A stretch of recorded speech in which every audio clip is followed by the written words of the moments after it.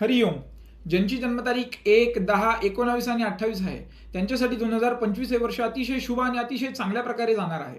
त्याच प्रकारे अजून जर बघायचं राहिलं तर 2025 मध्ये तुम्हाला कोणत्या कोणत्या गोष्टींची प्राप्ती होणार आहे, तर सर्व प्रकारच्या नवीन गोष्टींची तुम्हाला या 2025 वर्षामध्ये प्राप्ती होणार आहे. पण कधी? मे महिन्यानंतर. तुम्ही आतापर्यंत भरपूर कष्ट केले, जानेवारी महिन्यापासून तुम्ही भरपूर कष्ट केले, पण तुम्हाला या कष्टाची चीज, कष्टाचं फळ कधी मिळणार आहे, तर 2025 म्हणजे या वर्षाच्या मे महिन्यानंतर.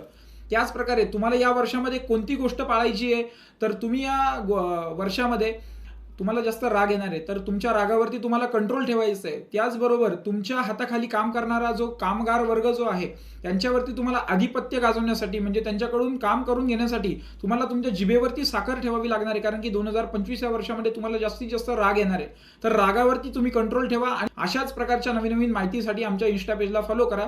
पुढची माहिती तुम्हाला कोणत्या टॉपिकवर पाहिजे ते आम्हाला कमेंटद्वारे नक्की कळवा. हरिओम.